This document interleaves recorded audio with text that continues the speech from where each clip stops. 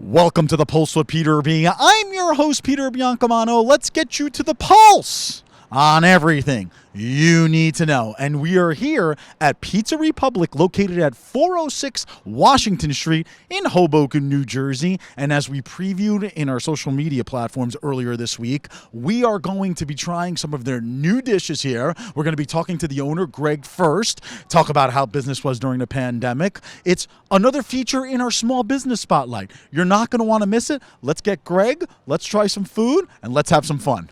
All right, as promised, we're here with the owner and founder at Pizza Republic, and that's Mr. Greg Kronhaus. Greg, how are you, sir? Good, thank you. All right, good to hear, good to hear. So, Greg, how long have you been in this beautiful city of Hoboken? A little over 11 years. A little over. Time flies. I remember when you guys first opened. Yeah, it's just like every business. I think it's amazing how the years go by so fast. So, yeah, I can't believe it. It's over 11 years. Exactly, 11 years. So, you tried to pride yourself, and not because the banner's right behind me, folks. I'm not cheating, I swear to God. I've seen this for many, many, many years as the Mac Daddy. I'm sorry, I've always wanted to say Mac Daddy on my show of Hoboken. And how many different varieties of macaroni and cheese do you have? I think now it's up to 25. I think so.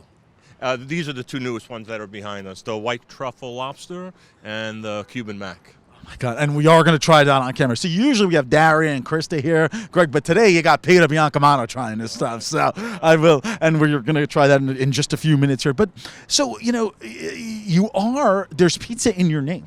I mean, yeah. So therefore you decided to become the Mac Daddy of Hoboken. What gave you the idea? I wanted to do more than just pizza. I was trying to do something unique and original. Yes, pizza is in the name. It's a real dichotomy because I'm doing, we're known for our mac and cheese as well as the pizza and everything else. It really came down to I was running out of time and I needed a name. So was it going to be Cheese Republic? Was it going to be, after my broker's name, which was Valentino? Was it going to be Valentino?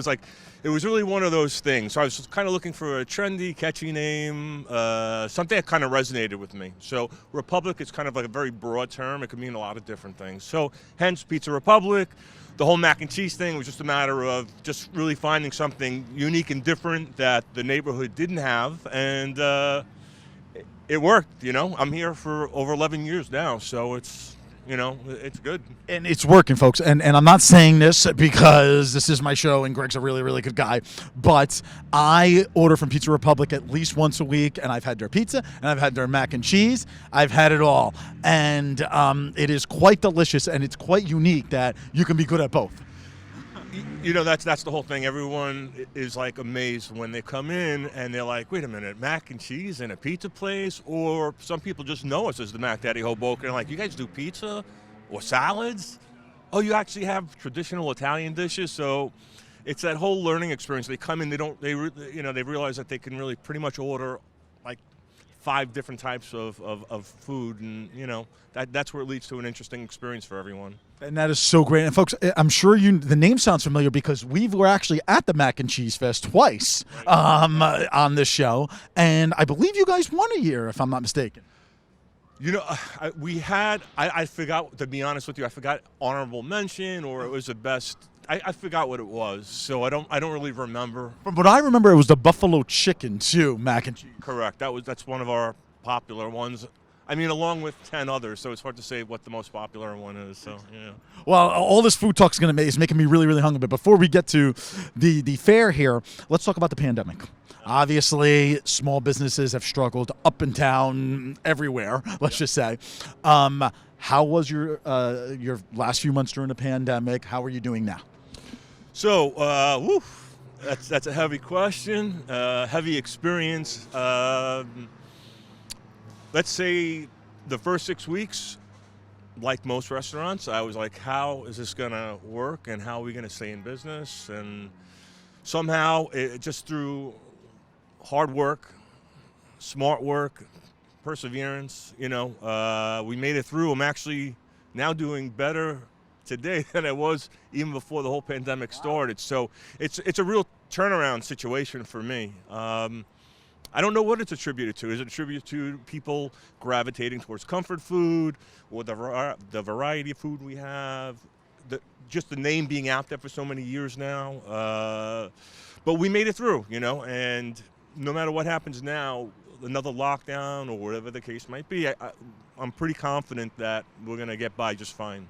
All right, great. Well, why don't we try some of the fare that's coming up? We're going to try 3 of your dishes here, 2 of their new dishes here, which is, of course, the mac and cheese. I mean, I'm all excited. Mac Daddy, baby. Let's go eat.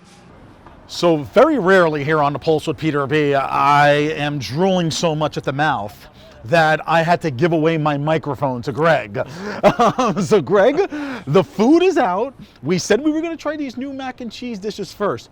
I'm going to start with this puppy right here. What do we have here? That's the newest one. It's the white truffle lobster mac and cheese. It has, oh my God. Yeah, it's the real deal. It has just about 4 ounces of real lobster meat in there. White truffle, Parmesan Reggiano, a blend of cheddars. Okay, so that's a winner. Oh my God. I mean, it's real. It's the real deal. That lobster's so good. Yeah, I mean, it's real. It's real, like you said. It's definitely not imitation. No. I can taste that right away. Definitely. All right, we got to move on here because we're running out of time. Okay. So now this is the second new mac and cheese dish, which is also called the Cubano, right, or the Cuban? The Cuban, that's right. Go ahead. Inspired by the Cuban sandwich, it has pulled pork that we do many things with here in the store. It has diced ham.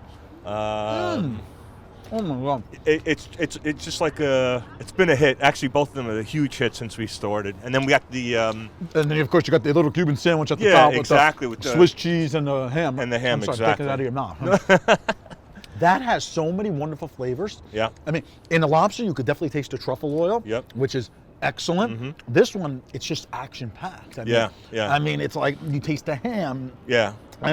You almost taste like the Swiss cheese brings a really, really distinct flavor. So. Exactly. Oh my God! It's all the things that you would have in that Cuban, and it's just amplified just by the quality of the ingredients, the way it's sautéed, the way it's cooked. Wow. The whole 9. Yeah. Oh my God! All right, and of course we had to try some Pizza Republic, right? Right. So we have 3 of your, I would say, most popular slices, right? Yeah. And I'm just going to dig into this Go first ahead. one. Go ahead. Do What's your this thing. one? That's our bacon chicken ranch slice. Oh. And then we use like hardwood smoked bacon for that. Oh my God. Chopped up grilled chicken breast. I feel like a lot of pizzerias have this, but I feel like this is so much better than I've had in a lot of different pizzerias. Oh my God.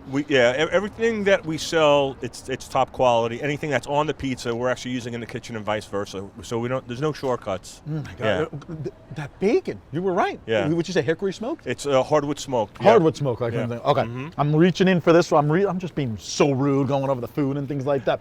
What do we have here? So you got your white tomato slice. It's got ricotta, fresh mozzarella, traditional mozzarella, sliced plum tomatoes, fresh garlic, some salt, pepper, oregano. Oh my God. Very popular slice also. And my girlfriend will not be that mad because the garlic is so good on that pizza afterwards. And then finally, this looks like a traditional one. This is our barbecue chicken and another big seller. Tons of flavor. The sauce we use is amazing. I think that's a big secret is the sauce that we use. I was gonna say that sauce is. Yeah. And sometimes you have it on a pizza. Right. You almost don't taste it because the cheese is overpowering. Right. There you taste the barbecue sauce. That is, wow. All this food is phenomenal. You gotta get the 406 Washington. My mouth is full. Talk to me about your hours. Talk to me about where people can find you on social media and all that good stuff. Okay. The floor is yours. Pretty much we open up around 11 till about 11 or 12 o'clock at night, depending whether it's during the week or on weekends. What else am I supposed to be mentioning? Are you on Instagram? We're on Instagram. We're on Facebook. You can find us on pizzarepublic.com. And people, I can order. I'm still chewing. Yeah, you could order online. You could order online directly from our website. You could order online from any of the online ordering companies that everyone uses these days. You could walk in and say hello. Come and see Greg. Why not? Yeah, I'm here. And I got to tell you, I've had your food mainly for delivery, and it still tastes phenomenal. But when you're at the place, it just takes it an extra step, I think. Correct? Yeah, it's serving it and eating it from the iron skillet, and it's part of the experience. Part of the experience, Yeah, right? And it's Greg. Is there anything you want to mention to the Hoboken community before the floor? I always like to say the floor is yours. Just about anything that comes to mind. I think for me personally, I'm just grateful for all the support the community has given us. We have great neighbors, great people that have come in. We get honest feedback from people. We've built a lot of relationships with our customers, and we always try and do the right thing. And it pays off, because now we're going to be going. Next year will be year 12 for us. So there you go. You have to have some working magic formula to make that happen. They say the first decade is always the toughest. Yeah, right. Yeah. No argument there. Exactly. Yeah. Well, Greg, thank you so much. Founder and owner of Pizza Republic. Get over here, 406 Washington Street in the beautiful city of Hoboken, New Jersey. We have to go to commercial break, which I am excited for, because now I get to finish this awesome food. We'll be back. Our district has the lowest performing schools in the state. Donald Payne Jr. sent his kids to private school, but he refuses to give parents that same choice. He missed 5 times more votes than anyone else in Congress. Payne's only accomplishment in 8 years is renaming a post office. He failed New Jersey. I'll work to improve schools, provide choice in education, quality health care, and bring back jobs. I'm Jennifer Zanone, and I approve this message. And we're back here on The Pulse with Peter B. I'm John Edmonds from Rise New Jersey News, and I want to say a special thanks to Peter Biancamano for engaging in this partnership with the Eyes and NJ Network, which covers all 21 counties in the great state of New Jersey. So I'm here today with Mr. Joshua Sotomayor Einstein. Thanks for joining us today, Josh. It's always good to be here with a host of your caliber, much better than the host of the show, Peter Biancamano, who's very not good at his job. Oh, gosh. Well, I'm going to stay neutral on that opinion, but That makes sense. It is what it is. So Josh, I see, this is pretty much a daily or a weekly routine for Mr. Governor Murphy, but I see he's again in hot water with veterans and some of the veterans' homes that are being, a lot of the veterans have lost their lives supposedly to this COVID-19. I mean, I'd love to hear your thoughts on what's going on here. As you know, there's been people that have been held accountable for the horrible way the veterans and the people in the long-term care facilities, our elderly New Jerseyans, have been treated in the COVID crisis.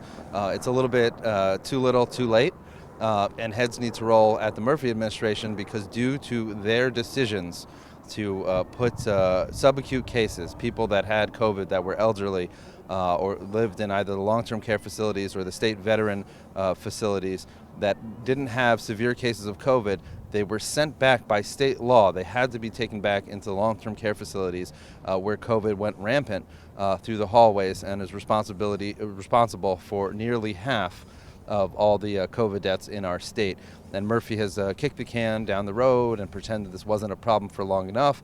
And finally, there's enough pressure that he felt the need to fire some people. Why weren't these people fired earlier if they were not handling things in a competent manner? And really, it's really attempting to scapegoat his underlings for the decisions of his administration, because if his administration never required subacute cases to be sent back to nursing homes, then we might have less deaths when it comes to the elderly population, and we might have a lot less deaths from COVID in our state. Sure. I mean, I've been to some of these Murphy press conferences firsthand, and I've seen and heard his critics and criticism. They're screaming at him. They're demanding answers for the lost lives at these nursing homes and veteran care facilities, and he won't answer. He just ignores the topics altogether, and it really just bothers me, I feel like. Oh yeah, he just calls everybody that disagrees with him a knucklehead, as if that's some sort of period at the end of a sentence, and governs like an autocrat. And right now, people are still afraid. The situation is still warranting of being cautious, so people are willing to give him the benefit of the doubt. but he is confusing his poll numbers and his popularity right now with long term. And as the pressure builds, people are going to want to know who made that decision to send all these people in the nursing homes essentially to the morgue, and it rests on his shoulders, and eventually he will be held to account for that, because COVID won't go on forever. The state of emergency won't go on forever, even though he wants it to, because he has his jollies like all politicians for more power. And eventually, the chickens will come home to roost, so to speak, for his bad decisions that resulted in roughly 50% of our dead from COVID. It's truly awful. Well, thank you for commenting on it, Josh. I'd like to shift gears a little bit. I recently conducted an interview with the candidate for the New Jersey's 9th Congressional District, Mr. Billy Prempe, and he gave some really eye-opening dialogue that I shared with him. He's basically going on this campaign to sort of clean up the Patterson district and a bunch of the other cities that lie within his district, because he says the incumbent candidate there, or the incumbent Holder, is not doing anything about it. He's been there for, I think, 25 years or so, and nothing's been done in regards to cleaning up the district, helping out actual people in need in the city of Patterson. So, well, Billy Prempe has been an excellent voice for the people of the 9th Congressional District, pointing out that I believe Basement Bill Pascrell the incumbent has done nothing in his over 20 years in office, nothing to raise the standard of living, nothing to boost the economy for the people that live in his congressional district. And he's so afraid of his shadow, he won't come out to actually have a real debate, or to engage with the people, or to engage in any sort of criticism. He's willing to wag his finger and say, oh, the president is bad, but when you've been in office for 20 years and you have nothing to account for it, I guess that's why he's staying in his basement. And Prempe has been an excellent candidate who's arguing the truth, that he grew up in the district, he's from the district, that he's seen actual institutionalized problems and challenges that his incumbent and the Democrats have ignored. And whether it's he's an amazing candidate, or a candidate like Jennifer Zanone in the 10th Congressional District, the Democrats just don't want to deal with the Republicans, and they don't want to deal with the fact that they've done nothing for decades, and they just inherit their elections. Wow.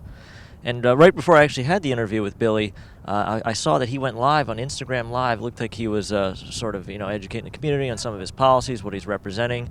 And these two women, they approached him, and once they discovered that he, I guess, had a support for Trump in some capacity, they immediately started berating him, screaming at him, calling him a Trump supporter, and just trying to basically influence the audience and people around him to just not vote for him solely based on that fact. And I really commend Billy. Billy, if you're watching, I really commend you. I told you on the interview before. I'm going to tell you again. I really commend you for the way that you handled it. You held it so cool, calm, and collected in the face of that just really, really awful tactics by those people in the public. Well, the party that pretends, when they go low, we go high, the left, the Democrats, that's what it is. It's pretend. When they meet someone that has a dissident viewpoint, they too often respond as toddlers, as we teach children not to respond by just yelling and screaming. They don't either A, walk away, or B, have a real discussion about the issues or the record of the incumbent. They just want to yell horrible things. I know myself, I've been called anti-Semite, and I'm Jewish, and I'm sure Prempe has been called a racist, and he's black. So, that's the sort of climate from the left that we're dealing with. Not all of the left, but the activist, insane left.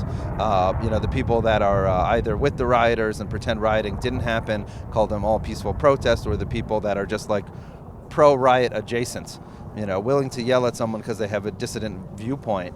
That's pretty incivil, and it's fairly deplorable, as they like to say. Yes, indeed. I mean, Billy even claimed that at that incident with the two ladies that were harassing him there, that some of the folks who were observing this, they saw it. They were originally Democrats, and they saw how they were treated and how the situation was going down, and they literally changed their viewpoint just because of the show that they put on for Billy Prempe and his organization there. Well, I watched. I actually watched that interview that you did. It was really, really great stuff. Thank you. Both from your perspective or from a viewer watching it, seeing you with your non-biased, non-partisan, just trying to get the facts of what happened sort of interview, and and also Prempe's presentation, in all his campaign has been amazing. But there was something else that I noted that, in that interview that you did of him, he talked about and showed a recording that he did when a news agency, one of the mainstream news agencies, hollered at him, the establishment news agencies. And it really showed a dichotomy between, grassroots journalism of today, like you're doing, that has no agenda and is non-biased, and the lamestream, big establishment media that was trying to corner him into something, even before they were recording. Absolutely, and I thank you for your kind words, Josh. I mean, the folks at my network, the people that we partner with, we really try to approach this, like you said, non-biased, no agenda. I mean, I report the facts. I throw both sides under the bus. Whoever's doing something right, I'm going to applaud them. Whoever's doing something wrong, I'm going to shame them. That's just how it is, and that's how I believe news should be covered, Amen. Fair and accurately. Well, folks, thank you so much for joining in. We'll be right back with Peter Biancamano here on The Pulse with Peter B. Thanks, Josh. Good to be here. Our district has the lowest performing schools in the state. Donald Payne Jr. sent his kids to private school, but he refuses to give parents that same choice. He missed 5 times more votes than anyone else in Congress. Payne's only accomplishment in 8 years is renaming a post office. He failed New Jersey. I'll work to improve schools, provide choice in education, quality health care, and bring back jobs. I'm Jennifer Zanone, and I approve this message. Welcome back to the Pulse with Peter B. Peter Biancamano back in a host chair. We want to thank John Edmonds from Eyes on New Jersey for filling in the host chair last segment. And Josh, as usual, not so much. I mean, we will never, ever miss Josh if he's ever off the show. But John, you're invited back at any time, buddy, so please come on back. But more importantly right now, we are joined for the second time in, I would say, the last month or so, and that's by our MMA industry insider, and that's Cody Marrow. Cody, how are you, sir? I'm great, Peter. I mean, it's been a busy week of fights. Month of fights. We've had 5 straight weeks here on Fight Island. I mean, the weather here has been beautiful for us. Let's just hope it stays the same for them. I mean, I feel like it's been a busy months of fights. Right.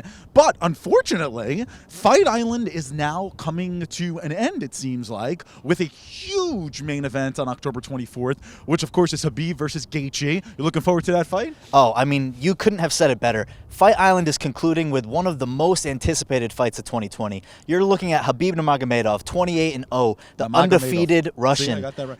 He's going up against Justin Gaethje, the American, 22-2. It's one of the most hotly contested lightweight bouts that I've been looking forward to all year. It's just going to be crazy to see this real-life Rocky versus Drago going on. I mean, the undefeated Russian, the scrappy American. It's just going to be an absolute barn burner from start to finish, and I can't wait. Unbelievable. And it's so funny you said that because the first thing that came up to me was Rocky. And my mind was Rocky. So, I mean, okay, an early prediction? It's tough. It's tough. It's hard to go against Khabib. I mean, if we're going to go back and look at what these guys have done to get here, like I said, 28-0, but 12-0 in the UFC for Khabib. The people that he's faced have a combined record at the time of fighting, 77% winning percentage. I mean, we're looking at guys who have beat the best of the best. They've proven that they're the best in the world, and now they get to go in together. Gaethje actually has a better combined opponents record. His opponents have a 79% win percentage. Wow. He has only lost to the elite. He's only lost to people that have held titles in the UFC. He's a former World Series of Fighting champion himself, and he's the interim lightweight title holder after beating Tony Ferguson in May. So, like I said, he just possesses so many things, and sorry to have a long prediction, but it's so hard to go against Khabib because of his wrestling pedigree. The man grew up wrestling bears in Dagestan. I mean, Justin has not had that same type of maybe animalistic wrestling practice, but the man has been wrestling in America since he was 4 years old. Wow. He was a D1 wrestling champion. He's just an amazing, amazing hard worker, blue collar, really puts his boots to the ground. Early prediction, I have to say Khabib, but man, Justin's a live dog as they come. Unbelievable. Unbelievable. I love the analysis. I really, really do. Hey, it's now, what I'm here for. Khabib's last name again? Nurmagomedov. Nurmagomedov. Okay. You get the Comes off first one, tongue. Habib. It's Habib, very right? easy. Exactly. I mean, he's easily the most popular Muslim athlete in the world. I was going to say, and you don't really hear too much. I'm a casual fan, obviously, as you Mm-hmm. know. I'm learning so much that you're on the program. But you don't really hear too much about Gaethje. I mean, it's all about Habib. Yeah. But it's probably because of his Muslim background and where they're fighting and all of that. The good news, though, Cody, is that people don't have to wait too long after Fight Island to see some more fights. And, we were talking about, like, a United States versus a Russian fighter. Mm-hmm. But now we have a local kid, a Long Island kid in silver, fighting in December out in Vegas against Peter Yan, I believe. Yep. I mean, any early predictions for that fight? So I have to roll with my boy Aljamain Sterling. I actually produce his podcast. He's a close friend of mine. Right. And that fight is going to be incredible. It's coming up in December 12th in Vegas. I've actually just booked my flight. So Aljamain, I'm going to be there, man. It's just Make sure going to you're be wearing your mask crazy. on the plane, okay. Of course. I have to stay overtly safe so There that I you can go, actually, yeah. interact with these guys, right? That's great that you're going, though, and I'm sure you miss it. Oh, it's just going to be so fun. Aljamain actually just bought a house out there, so we're going to do, maybe a little partying after if it goes our way. So All right, cool. That's another one, American versus Russian. But the reason we bring it up, Aljamain Sterling, he's actually a couple rivers over here, Long Island native. Mm-hmm. It's just going to be fantastic to see someone who I've seen over the last, 2.5 years of knowing him and working with him. Nobody works harder than Aljamain Sterling, and I can't wait to see him really actualize this dream on December 12th coming up. Very cool. I mean, very, very cool. And have fun in Vegas. Maybe we'll do a little Pulse Zoom call with you Yeah, the night of the fight, man. We'll have to coordinate the times. I mean, what happens in Vegas stays in Vegas Exactly. sometimes. So. Exactly. Well, anyway, so we so appreciate you having you on here because I feel that the knowledge you bring is really phenomenal for our audience and for a person like me who I said is a casual fan. So, obviously we can't have you on every week because we have to do other segments, but you are the executive producer of the Anik and Florian podcast.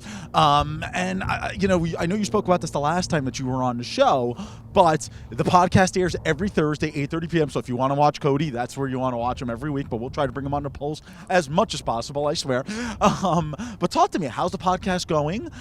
Some of your content. Now, your guys, I mean, they've been doing the podcast from Fight Island, if I'm not mistaken. So they're going to be on their way back. So you might actually be in the same room with them, which is like a little bit of a different change of scene, correct? Yeah, for sure. Like you said, John is there in Fight Island now. We're going to tape on Sunday morning at a special time because of the time difference. He's going to be there in his hotel room. He's quarantined right now for 48 hours. So if you can imagine being alone in one room locked up for 48 hours, the kind of, mental fortitude that takes to get over that, I think he's going to be kind of worn out, but it's going to be great content. And like you said, every single week we really try and give people the behind the scenes access. So John, you're going to hear him every week on the UFC fights. You hear this clean cut broadcaster. I'm biased, but I think he's the best broadcaster in all of sports. Wow. You get him on this podcast completely unfiltered, completely uncensored. People always say in our comments, hearing John swear is like an out-of-body experience because it's like you go on there and it's almost like seeing your favorite ESPN anchor swearing and stuff like that. So, him and Kenny, they really kind of give the unfiltered look, and that's something that we really try and bring people closer to the sport. And as you said, every Thursday we do a live show. We try and bring fans on and give people an insight into the lives of these fighters. Not everything has to be serious and upfront interview questions and stuff like that. We like to bring them on and say, hey, you having a crap day? Are you what kind of day are you having out there? So that's the kind of stuff we like to bring with the Anik and Florian podcast. And remember the show. So make sure you're tuning in. Anik and Florian podcast on YouTube and on audio platforms. Give the plug. We have some time here, Cody, and this is an interesting question, I think. Well, not because I'm asking you, but these fighters coming back from Fight Island, they've been there now 7 months. I mean, I'm sure the fighters have been in and out. Is there any type of different training regimen that they have to go through from going from Fight Island in the United Arab Emirates to coming back to the United States, besides, the time difference and so on and so forth? And I understand that, like, a lot of these fighters weren't there the whole time. They were going back and forth.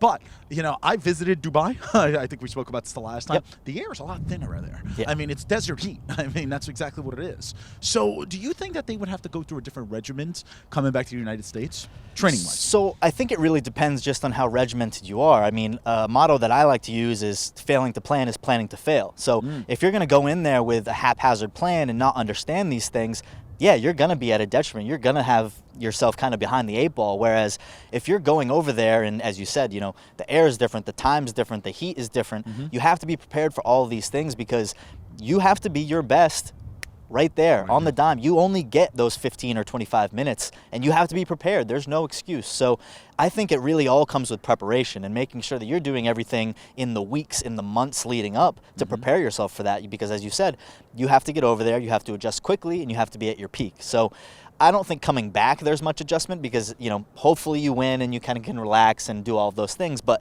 I do think the adjustment comes when you have to go over there, you have to plan, you have to make sure that you're putting your best foot forward. And, you know, as we see in other sports and these weird bubble conditions, that sometimes coming into it not being prepared is the worst thing that you could possibly do. Unbelievable. Well, Cody Marrow, our MMA industry insider, we look forward to having you on more than a month away from now, or sooner than a month away from now, I should say. Thank you for joining us, and also executive producer of the Anik and Florian podcast every Thursday night at 8:30 p.m. You're not going to want to miss that. Cody, thanks again. Hey, thanks, Peter. Absolutely. All right, folks, join us next week for The Pulse on everything you need to know. Have a great week, everybody. Take care. The Pulse with Peter B. is a proud partner of Eyes on NJ.